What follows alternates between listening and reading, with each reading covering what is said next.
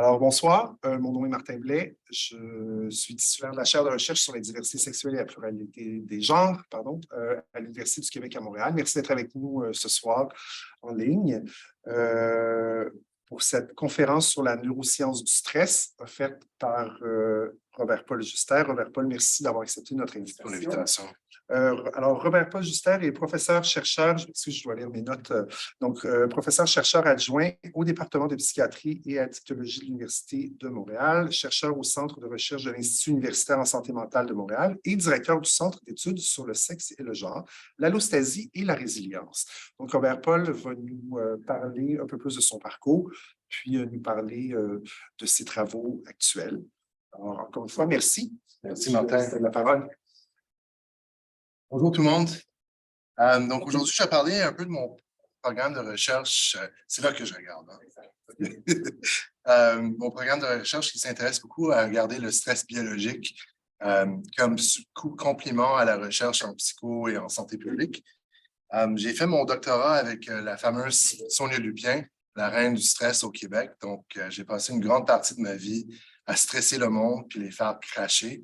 La raison pour laquelle on fait ça, c'est parce que ça nous donne beaucoup d'informations sur le fonctionnement neuro-endocrinien de leur cerveau.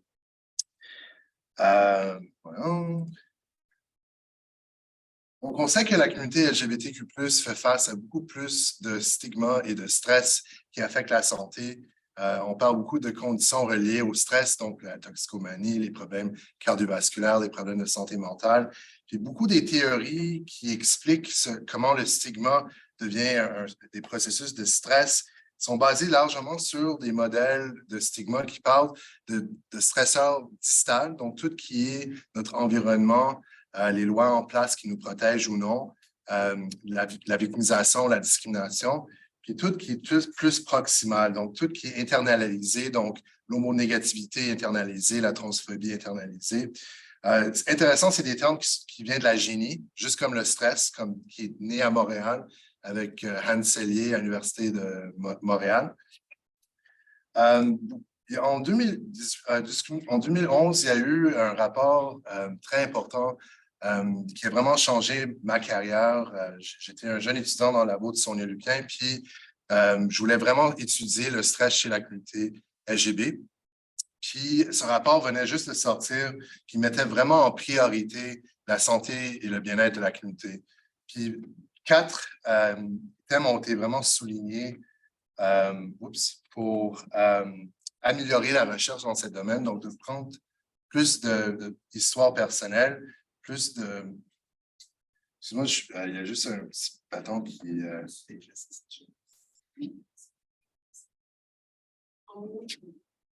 Les gens ne voient pas. Ils ne voient pas, OK, parfait. Donc, beaucoup plus d'emphase sur les processus de stress, l'intersectionnalité et aussi des perspectives socio-écologiques. Beaucoup de ces modèles ont été basés sur les modèles de Gillian Mayer, Sexual Minority Stress, qui dit que d'être une minorité est relié à des processus minoritaires spécifiques qui sont en surplus du stress qu'on fait face au quotidien. Puis tout ça va affecter notre santé mentale. Mais eux avaient prévu aussi l'importance des stratégies d'adaptation, le soutien social, la résilience, mais ils étaient un peu méfiants d'aller trop loin dans cette direction parce qu'ils trouvaient que ça prenait un peu trop de place au lieu de regarder à la vulnérabilité de la communauté. Mais ça reste que c'est toujours central au modèle, que la résilience fait partie des processus aussi, puis beaucoup des définitions en psychologie reliées à la résilience parle de comment il faut faire face à beaucoup d'adversités pour être résilient. Des modèles aussi ont été appropriés par les travaux de Testa et de Bochting. Je ne sais pas s'il y a quelqu'un qui essaie de rentrer. Qui a essentiellement appliqué le modèle pour la communauté transgenre et non-binaire. Donc, l'idée, c'est la même chose. Il y a des stresseurs distals, des stresseurs proximales qui vont affecter la santé mentale. Et il y a des facteurs de résilience comme les ressources communautaires puis la fierté qui peut effectivement créer un tampon entre ces relations. Donc ça, c'était des modèles extrêmement importants pour toute la recherche sur la santé de la communauté LGBTQ+. Et au centre de tout ça, c'est vraiment le stress. Et je m'intéresse beaucoup à comprendre comment le stress biologique, psychologique et social peut affecter la santé et le bien-être du monde. Donc, la définition que j'aime utiliser pour parler du stress, c'est essentiellement une réaction biocomportementale où la personne va essentiellement changer leur physiologie pour s'adapter à l'environnement. Puis, il y a 3 traditions traditionnellement qui sont utilisées pour regarder le stress. Donc, les perspectives environnementales, où on va regarder sur des questionnaires si le monde fait face à du stigma. Des perspectives psychologiques, où on va demander sur des échelles psychologiques à quel point le monde sont stressés. Et finalement, une perspective biologique où on va regarder des biomarqueurs de stress. Donc, on s'intéresse beaucoup aux hormones de stress, donc le cortisol. Aussi, on s'intéresse beaucoup à l'adrénaline, au système immunitaire, aussi le vieillissement de la cellule, qui est aussi un marqueur de stress. J'aimerais vraiment souligner le point que beaucoup de cette recherche est vraiment complémentaire et c'est essentiel de prendre des perspectives transdisciplinaires pour vraiment les mélanger ensemble. Parce que souvent, si on regarde la bio, on va manquer énormément d'informations sur le contexte psychosocial de la personne. Donc, quand on parle d'une réponse de stress, essentiellement, notre cerveau va détecter une menace, puis va sécréter des facteurs qui vont créer la sécrétion du cortisol en haut des surrénaliens. Puis essentiellement, le cortisol va transformer le gras dans notre corps en sucre. Puis ça va donner notre corps et notre cerveau l'énergie nécessaire pour faire la réponse de combattre ou de fuir. Le cortisol a un effet assez intéressant de retourner au cerveau puis affecter beaucoup des régions impliquées dans la santé mentale, les émotions, la régulation des émotions puis la cognition. Il y a 3 régions qui sont vraiment centrales, qui ont été étudiées beaucoup dans le domaine de la neuroscience sur le stress. Donc, le cortex préfrontal, qui est vraiment la région du cerveau qui va déterminer est-ce que je devrais avoir une réponse de stress ou non. L'amygdale, qui va être la première région à vraiment détecter une menace, qui va activer très, très vite une réponse de stress. Et finalement, l'hippocampe, qui est une région, on a 2 chacun dans notre cerveau. Puis c'est une région qui est très importante pour la cognition, particulièrement la mémoire. Mais c'est aussi une région qui va faire un shutdown de l'axe de stress. Donc, c'est vraiment intéressant à quel point l'évolution a créé une région qui est impliquée dans la mémoire et aussi dans la réponse de stress. Mais ça a de l'allure. Donc, imaginez que vous êtes Bambi dans la forêt, puis vous voyez un ours. Vous avez besoin d'avoir une réponse de stress, mais vous pouvez avoir aussi une mémoire de où l'ours se trouve dans la forêt. On peut mesurer les hormones de stress de façon très différente. Une façon très typique, c'est de regarder le cortisol zero, donc les rythmes circadiens. On a une augmentation de cortisol quand on se réveille, qui s'appelle la réponse du cortisol au réveil, tout simplement. Puis c'est normal, on veut en avoir, ça nous commence notre journée, ça commence notre métabolisme puis notre cognition. Puis les niveaux vont aller au plus bas juste avant d'aller au lit. Puis il va y avoir un retour le prochain jour. Puis on s'intéresse à regarder ça parce qu'il y a des profils très différents dans des conditions psychiatriques. Donc, en vert, vous voyez vraiment le profil typique. Donc, on a des petites augmentations juste avant de manger. Mais qu'est-ce que vous voyez en rouge? C'est vraiment le profil typique de la dépression, donc une hyperproduction de cortisol. C'est aussi qu'est-ce qu'on voit généralement avec l'anxiété aussi. Qu'est-ce que vous voyez en bleu? C'est plus le profil qu'on voit dans l'épuisement professionnel, mais aussi le trauma, la fatigue chronique, la fibromyalgie et certaines formes de dépression atypique que je crois est vraiment l'épuisement professionnel. Ça, c'est des implications très importantes pour pas seulement le diagnostic d'une personne, mais leur traitement. Imaginez que quelqu'un qui se présente à le bureau d'un psychiatre pour un arrêt de travail va souvent être donné des antidépresseurs qui ont un effet de diminuer les niveaux de cortisol plus bas. Donc, ça serait peut-être problématique pour ceux et celles qui ont déjà des niveaux très bas. Il y a actuellement des thérapies en Scandinavie où le monde sont donné la cortisone, qui est essentiellement le cortisol synthétique, comme traitement pour l'épuisement professionnel. Puis naturellement, ça augmente le cortisol, mais ça diminue les symptômes de burn-out. Une autre façon qu'on peut utiliser ça, c'est de stresser le monde. Donc, on amène le monde dans un laboratoire, puis on les fait relaxer, mais à un certain moment, on leur expose à un stresseur. Puis un qui est utilisé le plus souvent, c'est le Trier Social Stress Test. C'était développé en Allemagne. Et essentiellement, c'est une tâche qui implique 10 minutes d'anticipation, 5 minutes d'une entrevue fictive, puis 5 minutes de calcul mental. Puis en général, cette tâche semble affecter plus les hommes que les femmes. Donc, les hommes vont produire plus de cortisol que les femmes, mais les femmes vont rapporter plus de détresse sur les questionnaires. Donc, déjà, on est en train de voir potentiellement des différences de sexe ou de genre qui pourraient être liées à la réponse de stress. De l'autre côté aussi, la nature du stresseur va avoir un effet différent sur les hommes et les femmes. Donc, les femmes sembleraient-ils être plus stressées par le rejet social. Donc, ça, c'est aussi quelque chose de vraiment intéressant à explorer. Et aussi, l'effet du soutien social est quelque chose de très genré entre les hommes et les femmes. Donc, si vous amenez un couple hétérosexuel dans le laboratoire pour se faire stresser, l'homme va vraiment bénéficier beaucoup plus d'avoir sa conjointe avec lui en termes d'une diminution de cortisol. Et puis, c'est complètement le contraire pour la conjointe. Mais intéressant, si une femme est avec une autre femme étrangère, elle va montrer une diminution, mais un homme va avoir une augmentation de cortisol. Donc, à quel point la présence d'une autre personne a une influence sur le cortisol.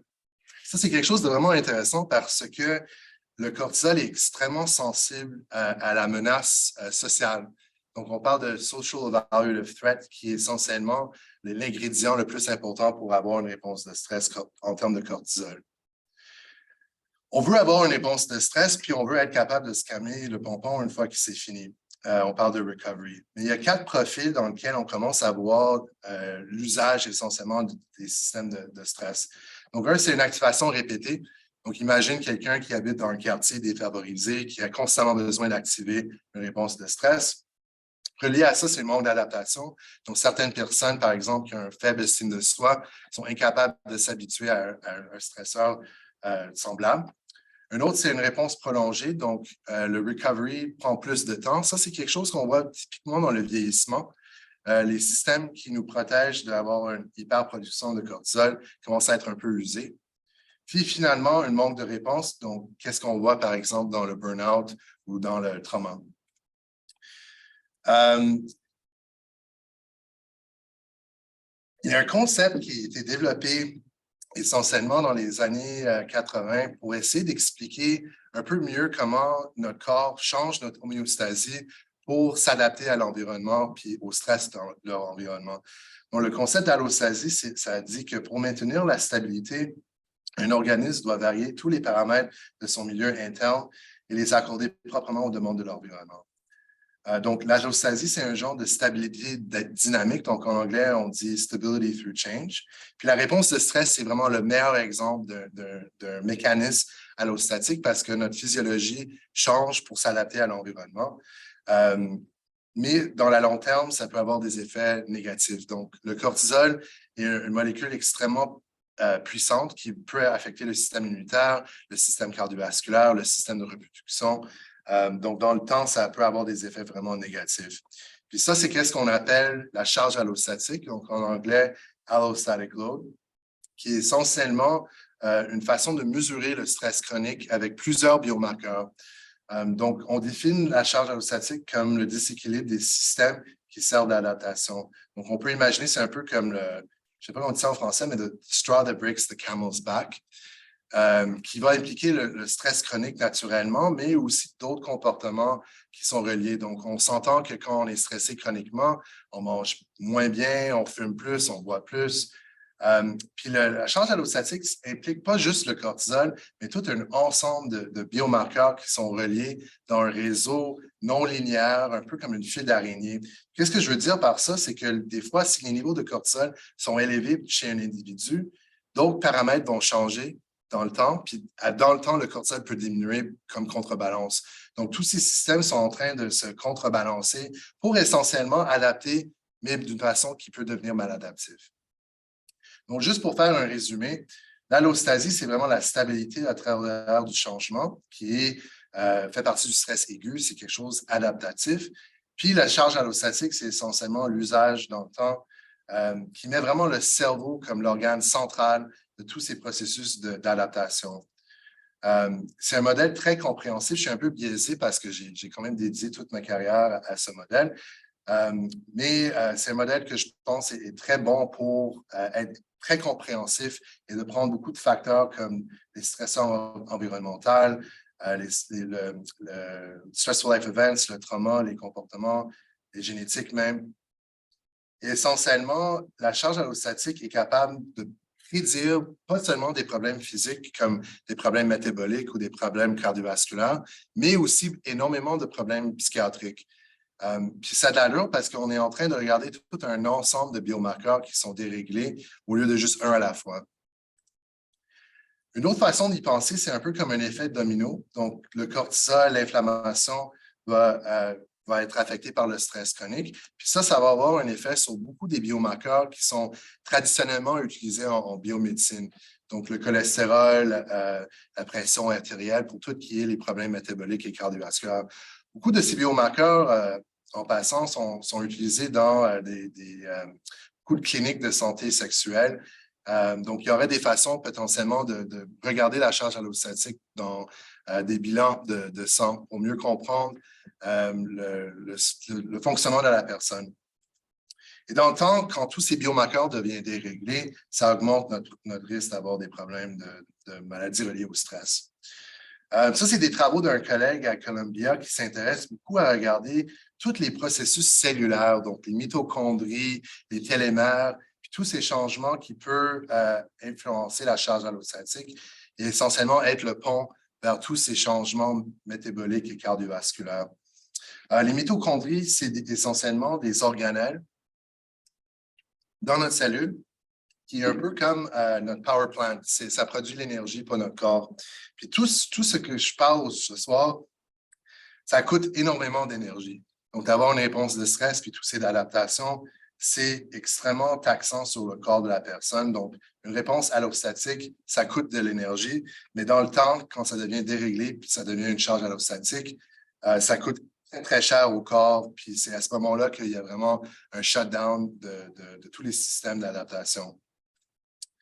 La charge allostatique peut être mesurée. Puis la première fois que c'était fait, c'était avec une étude avec des petits vieux en santé qui voulaient essentiellement prédire qui va avoir des maladies cardiovasculaires, qui va avoir des problèmes cognitifs.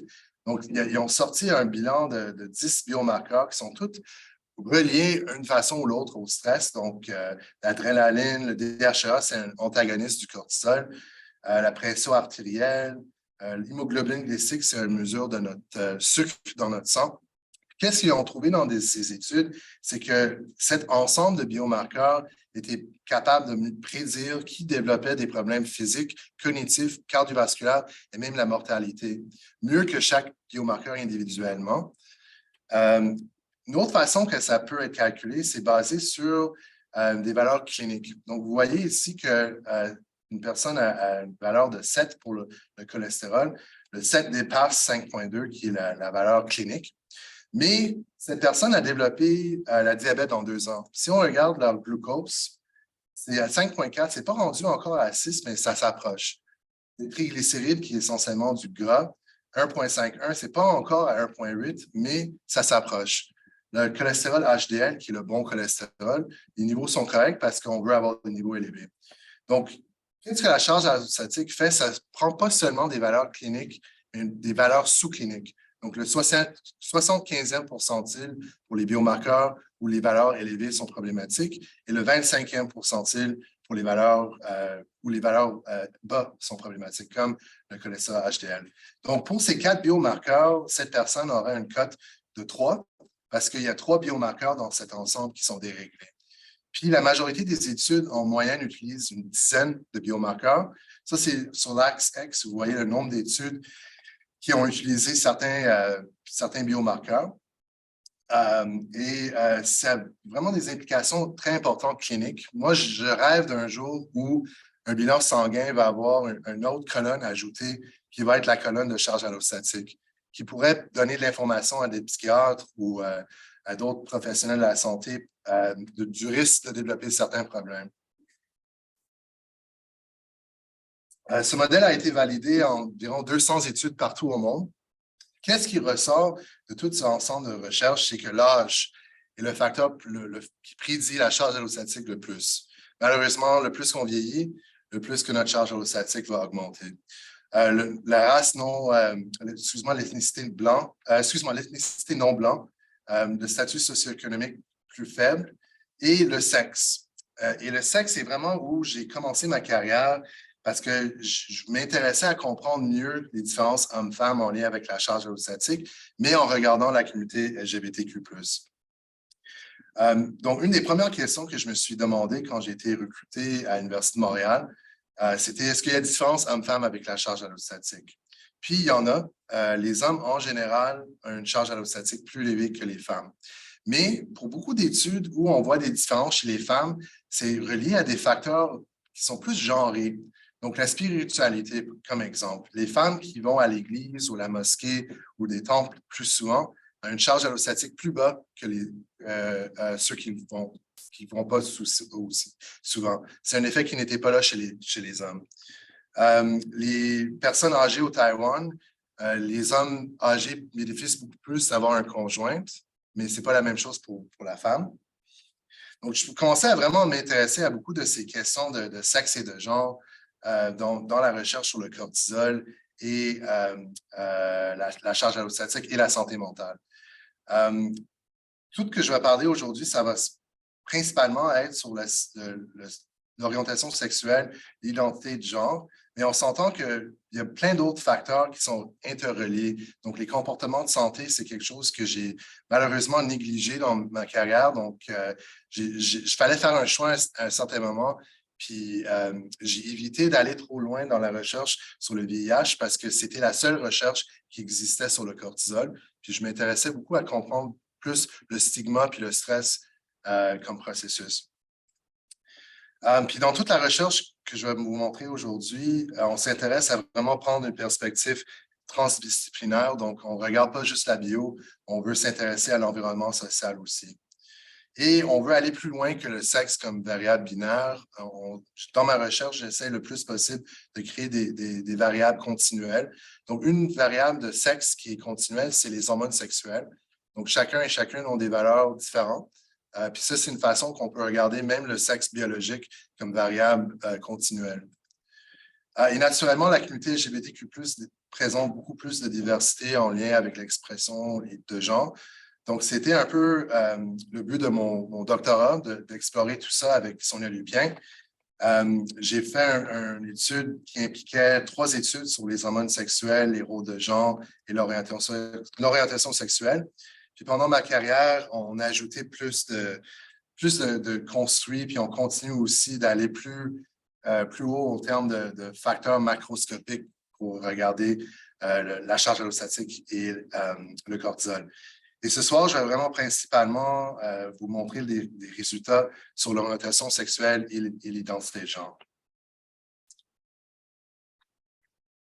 Donc, une de mes premières études a été faite avec le labo de Sonia Lupien, puis c'était vraiment inspiré par beaucoup de modèles qui étaient en développement, qui mettaient vraiment l'accent sur des processus physiologiques comme complément des modèles de Meyer, de Sexual Minority Stress Model, et aussi des modèles de Hudson-Buehler qui s'intéressaient à la médiation psychologique de tous ces processus-là. Donc, je me suis intéressé à regarder du monde à Montréal. On avait un échantillon de 87 personnes, la moitié qui était hétérosexuelle, l'autre moitié qui était minorité sexuelle. On a regardé l'orientation sexuelle avec trois mesures différentes, donc des annonces différentes, une question ouverte, puis une variation du Kinsey Scale, qui était le Klein Scale. On avait ajouté aussi des questionnaires sur le coming out, donc à quel âge le monde a fait leur processus, puis s'ils avaient complètement fait leur coming out à leur famille puis à leurs amis. Puis avec ça, ça nous permet d'avoir des analyses à l'intérieur du groupe LGB, pour comprendre certains processus. Ça, c'est notre protocole, puis c'est un protocole qui est très typique dans mon domaine de psycho-neuro-endocrinologie. Donc, généralement, on a des projets avec 2 visites. Donc, une visite où le monde vient pour une prise de sang, le monde font des questionnaires, puis après, sont données des instructions pour d'échantillonnage d'urine ou de salive ou de sel à la maison. Le monde va à la maison, ils font leur crachage, ils font plus de questionnaires, puis il revient dans l'espace de 2 semaines pour une visite dans l'après-midi où on les expose à un stresseur mi-chemin, puis avant, puis après, on prend plusieurs mesures de cortisol, de pression artérielle, de système cardiovasculaire et aussi les hormones sexuelles. Puis, dans cette étude, on a pris les hormones sexuelles 15 minutes avant puis 15 minutes après le stresseur. Puis, la raison pour laquelle on a fait ça, c'est que les hormones sexuelles ont un effet assez important sur la production du cortisol. Donc, on voulait explorer est-ce qu'il y aurait des différences entre les groupes pour ces variables.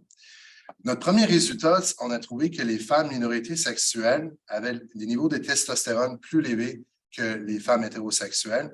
Aucune différence chez les hommes, mais on a vu une diminution de testostérone. Ça, c'est un effet de stress sur la testostérone. Pas de différence pour l'estrogène.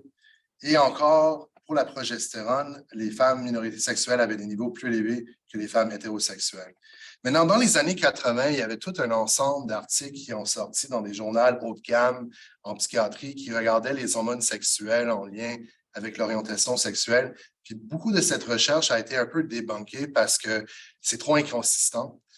Puis une des plus grandes limitations de cette recherche, c'est que l'environnement social n'était pas pris en compte. Puis quand on a actuellement regardé chez les femmes minorités sexuelles leur niveau de daily hassles, leur niveau de stress et de stigma, ça expliquait leur niveau de testostérone plus élevé. Ça, c'est un effet qu'on sait. Le monde qui sont plus stressés vont avoir des niveaux d'androgène plus élevés. Puis, ces valeurs de testostérone et progestérone plus élevées chez les femmes minorités sexuelles étaient capables d'expliquer leur niveau de cortisol. Donc, vous voyez ici au temps 0, ça, c'est quand la personne est stressée. Ça prend environ une vingtaine de minutes de voir le niveau maximal d'augmentation de stress en général. Qu'est-ce qu'on voit, c'est que les femmes minorités sexuelles ont des niveaux de cortisol plus élevés 40 minutes après le stresseur comparé aux femmes hétérosexuelles. Puis c'est largement expliqué par leur niveau de testostérone et de progestérone, même avant d'avoir été stressés. Pour les hommes, c'est complètement l'inverse. On voit que les hommes gays bisexuels ont flatliné. C'est une réponse, c'est comme un peu un manque de réponse, qui est quelque chose qu'on voit beaucoup dans la littérature sur la discrimination. Mais si on se basait juste sur ça, on dirait peut-être c'est la discrimination, peut-être c'est le trauma, mais on a tout un autre ensemble de variables qui pourraient expliquer ça. Puis juste en termes de pression artérielle, on n'a rien trouvé en termes de système cardiovasculaire chez les femmes, mais on a trouvé que les hommes gays bisexuels avaient un pouls plus élevé pendant toute la session comparé aux hommes hétérosexuels, qui est vraiment intéressant parce que ça veut dire qu'en termes de stress, leur système cardiovasculaire est plus élevé, mais leur niveau de cortisol est plus bas. Donc, ça parle à quel point c'est extrêmement important de prendre une perspective multisystémique pour comprendre tous ces processus-là. Mais l'histoire n'est pas finie. On a aussi le cortisol diurne. Puis là, on n'a trouvé aucune différence entre basée sur l'orientation sexuelle. Mais pour le coming out, on a vu que ceux qui ont fait complètement leur révélation avaient des niveaux de cortisol plus bas au matin comparé aux personnes qui ne l'avaient pas complètement fait à leurs amis et à leur famille. Maintenant, pour la santé mentale, on n'a trouvé absolument aucune différence. Puis ça, c'était vraiment surprenant. Ça ne fitait pas avec les modèles de minority stress, même que les hommes gays bisexuels avaient moins de dépression que les hommes hétérosexuels. Mais ça s'expliquait parce que la majorité de ces hommes avaient fait leur coming out. Puis ceux et celles qui avaient complètement fait leur coming out avaient moins d'anxiété, moins de dépression, puis moins d'épuisement professionnel. Maintenant, pour la charge allostatique, on a eu un ensemble de 20 biomarqueurs. C'était une étude assez chère. Son nom était fâché quand les factures arrivaient, mais qu'est-ce que je peux dire? On a trouvé que les hommes gays bisexuels avaient une charge allostatique plus bas que les hommes hétérosexuels. Un résultat très surprenant encore qui ne fitait pas avec les modèles traditionnels en psychologie. Puis ça s'expliquait par un index de masse corporelle plus bas, les triglycérides plus bas, donc le gras dans le sang, et l'inflammation plus bas. Maintenant, pour la révélation, il n'y avait pas de différence, mais on a fait des analyses secondaires avec le Ways of Coping Questionnaire on avait changé la question pour demander des stratégies d'adaptation qui étaient utilisées pendant le processus du coming out. Puis on a trouvé que ceux et celles qui avaient moins d'évitement comme stratégie avaient une charge allostatique plus bas. Donc, ça parle à quel point le processus du coming out était extrêmement important dans notre échantillon. Puis on s'entend que pour quelqu'un de se présenter à l'hôpital Louis H. Lafontaine, complètement à l'est de Montréal, pour 2 visites pour 50 $ avec 30 questionnaires, pour se faire stresser, pour saliver, pour saigner, puis pour pisser pour la science, c'est du monde au moins on s'entend qu'il y a un biais de sélection. On a eu un peu d'attention médiatique avec cette étude. Stephen Colbert rit un peu en disant que, comme c'était fait au Canada, il faudrait attendre que cette étude se fait avec des vrais humains, donc pas des Canadiens. Donc, c'était un peu mon inspiration pour mon postdoc, d'aller aux États-Unis puis voir est-ce que je pourrais répliquer ces résultats là-bas. Et j'ai eu la chance de travailler avec Suzanne Cochrane puis Vicky Mays, qui ont beaucoup travaillé dans le domaine de santé publique. Puis on avait accès au National Health and Nutrition Examination Survey, donc 14 000 personnes. Puis on était capable de répliquer ce résultat où les hommes gays encore avaient une charge allostatique plus bas que les hommes hétérosexuels. Mais maintenant, parce qu'on avait suffisamment de puissance avec les sous-groupes, on voyait que les hommes bisexuels avaient une charge allostatique plus élevée. Ça, c'est vraiment intéressant. On parle souvent de la bisexualité comme groupe majoritaire dans un groupe minoritaire qui ne reçoit pas nécessairement les mêmes ressources communautaires, les mêmes soutiens sociaux. Donc, c'est intéressant. On soupçonne que ça pourrait être expliqué par ça. Mais pour les femmes, aucune différence. Puis c'était la même chose à Montréal. On n'avait pas trouvé des différences basées sur l'orientation sexuelle. Il y a d'autres études aussi qui ont utilisé le NHANES pour regarder la race aussi. Puis les femmes noires, minorités sexuelles, comparées les femmes blanches, puis là aussi, il n'y a aucune différence. C'est surprenant parce que les femmes lesbiennes dans l'échantillon avaient un IMC plus élevé, mais leur profil de lipides était plus en santé que les femmes hétérosexuelles. Puis c'est un résultat qu'on a vu aussi dans notre étude. On n'avait pas trouvé de différence avec la charge allostatique, mais on a exploré quand même les biomarqueurs où il y avait des différences. Puis, les femmes minorités sexuelles avaient un profil de lipides plus en santé que les hommes et femmes hétéros. Donc, c'est intéressant, mais ça s'explique un peu parce qu'ils avaient une production de cortisol plus élevée. Puis le cortisol, ça prend du cholestérol pour être produit. Donc, encore, on parle de tout ce réseau multisystémique et cette complexité. Comme les États-Unis, un peu, disons, il y a énormément de variations en termes de lois qui protègent la communauté LGBTQ+. Je me suis intéressé avec Mark Hatzenbuehler, quand il était à Columbia, d'explorer le stigma structurel, donc à un niveau plus macroscopique, les lois en place qui protègent le monde. Donc, en utilisant chaque année, voir État par État les lois en place, on s'intéressait à voir est-ce que le monde de la communauté LGB qui vit dans des espaces moins protégés vont avoir une charge allostatique plus élevée. Puis on vient de finir nos analyses, ça a pris presque 8 ans parce que l'État où tu habites aux États-Unis est considéré l'information privée. Donc, c'était très difficile de combiner cette information. Vous voyez ici le plus rouge, un État, le moins de lois sont en place, puis le plus bleu, le plus de lois sont en place. Ça, c'est la moyenne en 2001 et 2014. On en a arrêté à 2014 parce que c'était actuellement l'année qu'on a commencé, mais c'était aussi l'année que le mariage gay a passé aux États-Unis, donc on voulait arrêter à ce moment-là. Qu'est-ce qu'on a trouvé? C'est que les hommes gays et les bisexuels qui habitent dans des États avec plus de lois qui les protègent ont une charge allostatique plus bas. Mais c'est un résultat qu'on ne voit pas chez les femmes minorités sexuelles. L'étude NHANES a été utilisée beaucoup pour regarder l'orientation sexuelle et comportements sexuels. J'ai un étudiant, Gabriel Desjardins, qui a fait un sondage, pas un sondage, mais une revue de la littérature, donc 43 études. Qu'est-ce que vous voyez? Si la couleur est vert, c'est que le profil est mieux pour ce groupe. Puis si c'est un rouge foncé, c'est pire pour ce groupe. Donc, on voit vraiment pour la bisexualité, c'est rouge-rouge, complètement. Mais pour les hommes gays, il y a un statut socio-économique plus favorable, plus d'éducation, un IMC plus bas, plus d'exercice, l'utilisation d'alcool qui, des fois, peut être mauvais, des fois bon. Donc, ça pourrait expliquer la charge allostatique plus bas chez ce groupe.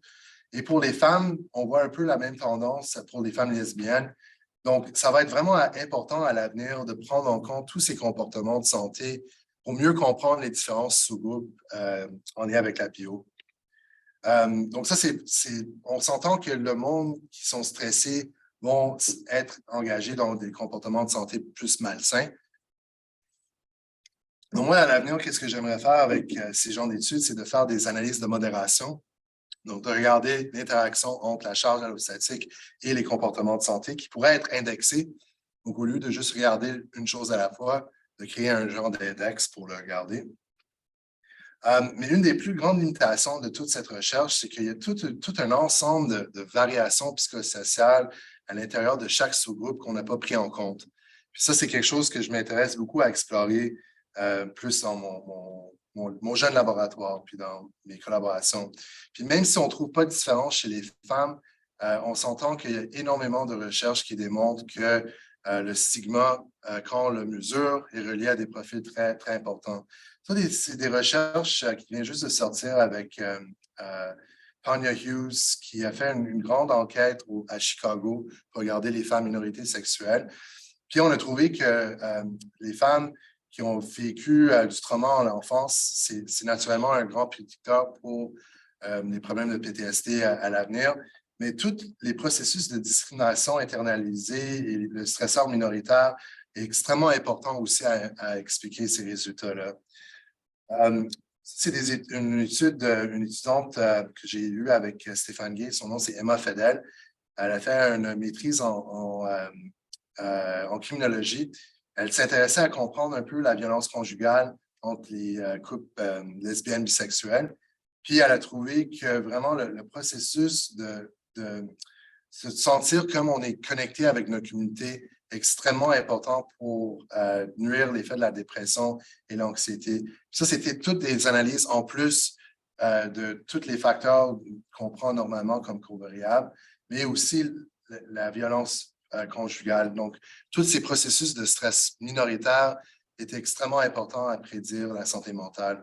Donc, je vous montre ça pour vous dire à quel point si on ne mesure pas le stigma dans des études sur la bio, on manque énormément de raffinement d'informations. Donc, je pense pour l'avenir, de prendre en compte ces variables-là de stigma va avoir un effet très différent.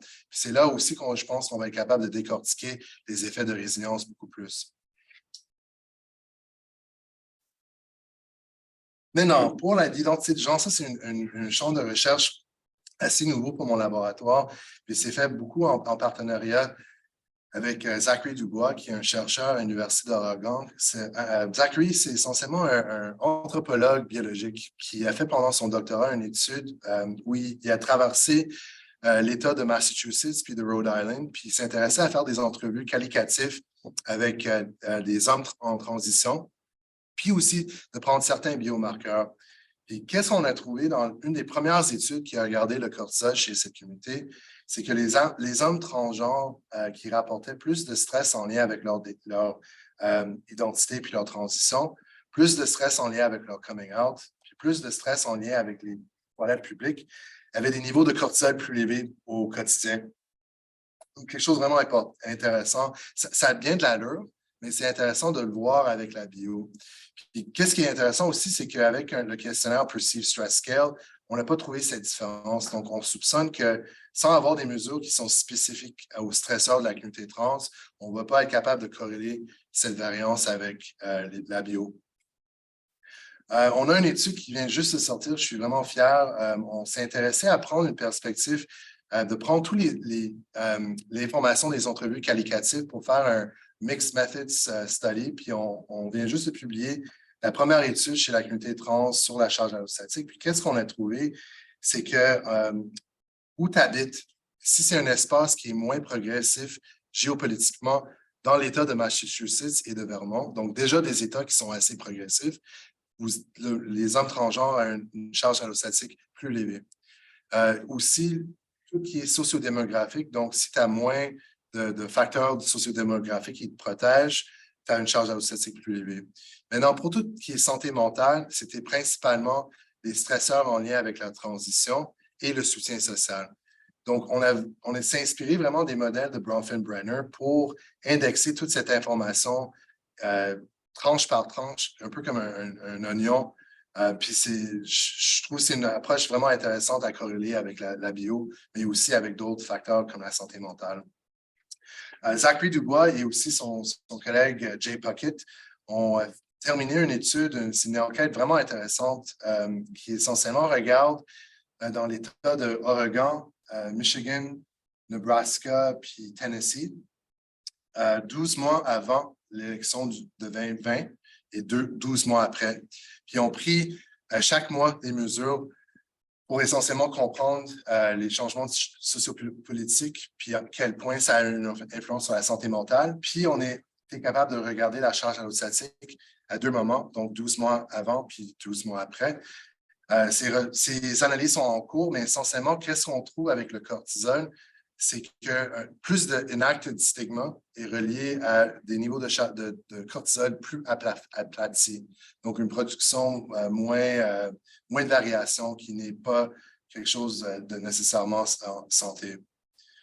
Je fais partie aussi d'une enquête avec Tanya Poliat, qui va être une des premières études de personnes transgenres féminins. Donc, Tanya a accès à elle fait beaucoup de recherches chez les femmes transgenres qui ont le VIH et aussi qui sont non blancs. Donc, ça va être, je pense, une des premières études qui va sortir dans les prochaines années chez la communauté trans femmes. Maintenant, je vais parler pour le restant de la présentation un peu de prochaines pistes que mon laboratoire prend dans nos études. La pandémie a naturellement changé beaucoup de nos projets. Ce n'est pas évident d'inviter du monde dans le laboratoire puis les stresser pendant une pandémie. Donc, on a pris l'occasion de faire des entrevues qualitatives avec la communauté trans à Montréal pour, dans un premier temps, de comprendre un peu plus leurs besoins de santé et de bien-être et de présenter beaucoup de méthodologies qu'on utilise dans nos études pour voir à quel point est-ce que ça correspond avec leurs besoins. Puis on a trouvé que le facteur qui dérangeait la communauté le plus, c'était de regarder l'anthropométrie. Donc, l'index de masse corporelle était quelque chose qui dérangeait beaucoup le monde. Donc, on a décidé tout simplement de vraiment pas inclure cette variable. Mais c'était vraiment une expérience enrichissante pour mon laboratoire.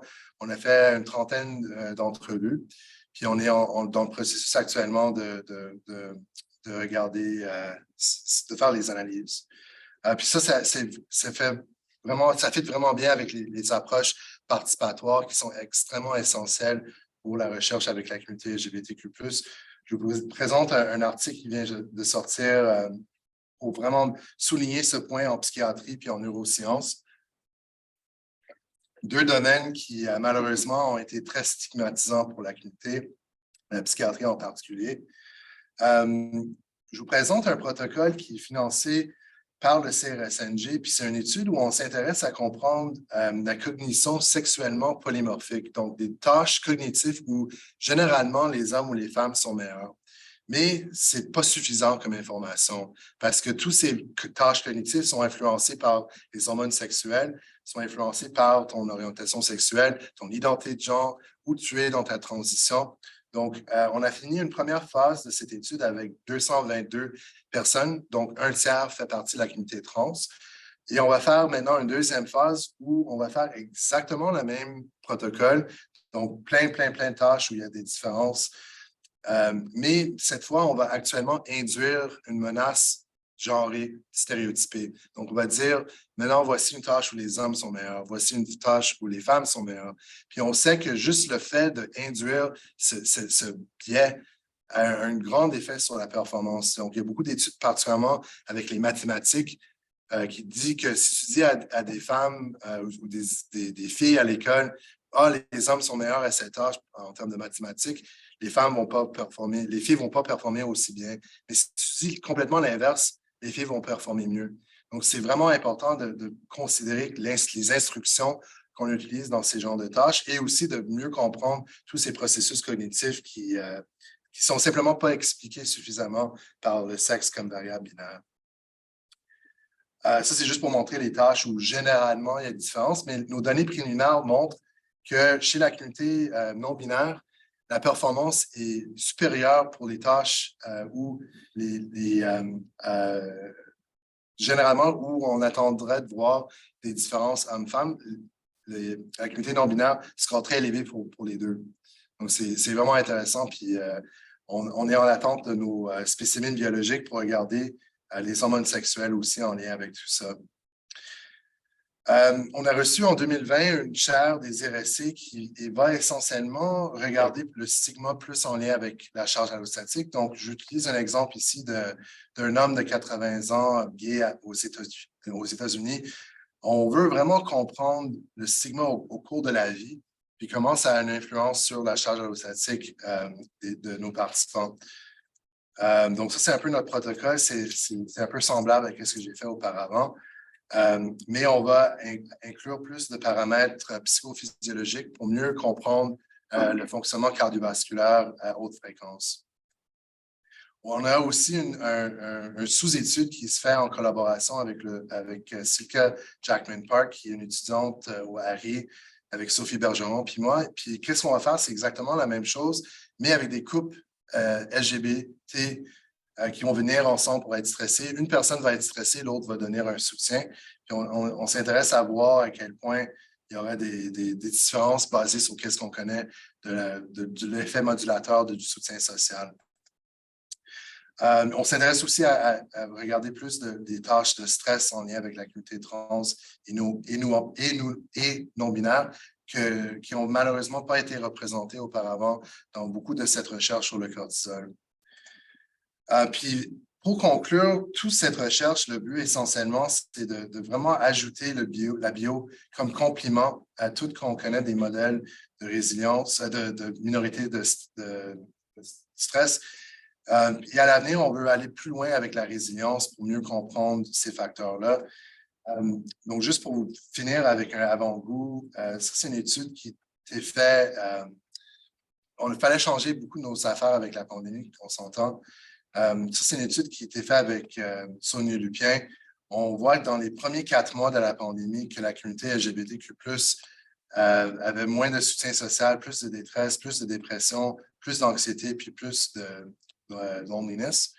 Mais on a trouvé que le soutien social était 4 fois plus fort pour la communauté LGBTQ+, pour nuire l'effet entre la détresse et la dépression. Donc, ça, c'est vraiment important comme résultat. Ça parle de l'importance des familles de choix. Puis, c'est quelque chose qu'on veut explorer plus à l'avenir avec des biomarqueurs. Puis, dans ma chaire, je veux vraiment mettre l'accent sur la communauté trans, mais il y a plein d'autres sous-groupes qui n'ont pas eu de représentation dans cette recherche qu'on aimerait beaucoup inclure aussi à l'avenir. Et aussi l'intersectionnalité, vraiment extrêmement important.